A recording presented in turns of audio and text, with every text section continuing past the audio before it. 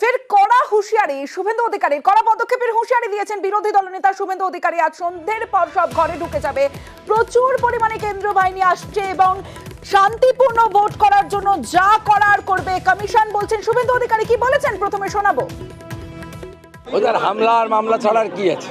আজকের পরে সব বন্ধ হয়ে যাবে। ব্যাপক কেন্দ্রীয় বাহিনী ঢুকছে এবং বিশেষ বিশেষ দায়িত্বপ্রাপ্ত আধিকারিকদেরকে বিভিন্ন এলাকায় সিএপিএফ বা ইলেকশন কমিশন থেকেও পাঠানো হচ্ছে। স্পর্শকাতর বুথ হিসেবে ঘোষণা করেছে অর্জুননগর, সাউথখণ্ড, আড়গোয়াল ইত্যাদি এলাকাকে, এবং তারা ভোট শান্তিপূর্ণ করানোর জন্য যা করা হবে।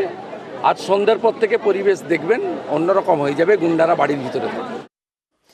এই মুহূর্তে আমাদের সঙ্গে তৃণমূল নেতা জয়প্রকাশ মজুমদার রয়েছেন। জয়প্রকাশ দা, ফের হুঁশিয়ারি দিয়েছেন শুভেন্দু অধিকারী, বলছেন আজ সন্ধ্যের পর সব গুন্ডারা ঘরে ঢুকে যাবে, কারণ কমিশন শান্তিপূর্ণ ভোট করার জন্য যা করার তাই করবে। দেখুন, প্রথম থেকেই আমরা বলেছিলাম যে বিজেপি পার্টি, ইলেকশন কমিশন এবং কেন্দ্রীয় বাহিনী এরা একটা নিজেদের মধ্যে একটা টিম, একই টিমের সব সদস্য। এবং এটা খুব দুঃখের বিষয় যে নির্বাচন হবে নিরপেক্ষভাবে, সেখানে বিজেপি ঘোষণা করছে কেন্দ্রীয় বাহিনী কখন আসবে, কি করবে, কত আসবে, আর নির্বাচন কমিশন ছুটে জগন্নাথ হয়ে সেইটা দেখছেন।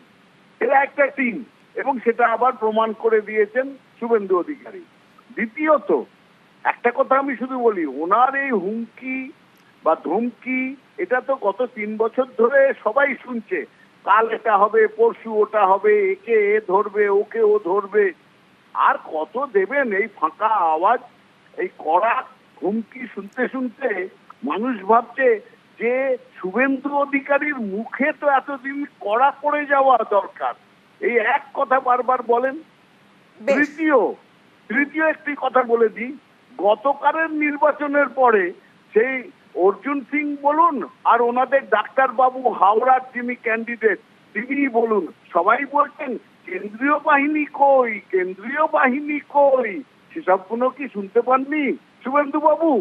কেন্দ্রীয় বাহিনী দিয়ে ইলেকশন জেতা যায় না, জিততে গেলে মানুষের পাশে দাঁড়াতে হয়। এটা যেন কান খোলা করে উনি শুনে নেন। জয়প্রকাশ দা, একটু সঙ্গে থাকার জন্য অনুরোধ করব, কারণ 23শে মে নিয়ে আরো একটা মন্তব্য করেছেন শুভেন্দু অধিকারী। কি বলেছেন প্রথমে শোনাবো। আপনার নিরাপত্তার জন্য যথাযথ ব্যবস্থা নিচ্ছি। 23 তারিখ থেকে ক্যাম্প চালু হয়ে যাবে সেন্ট্রাল ফোর্সে। প্রত্যেক বুথে 8 জন করে কেন্দ্রীয় সুরক্ষা বাহিনী থাকবে, আর প্রত্যেক গ্রাম পঞ্চায়েতে 2টো করে কিউআরটি থাকবে কেন্দ্রীয় বাহিনী। কোথাও কোনো পাড়াকে বাধা দিলে, কাউকে বাধা দিলে 15 মিনিটের মধ্যে পিটিয়ে সোজা করে সবকে নিয়ে আসবে। আমার খাতায় নাম উঠে গেলে খুব মুশকিল আছে। আর কেউ না জানুন, নন্দীগ্রাম জানেন। জয়প্রকাশ মজুমদার রয়েছেন আমাদের সঙ্গে।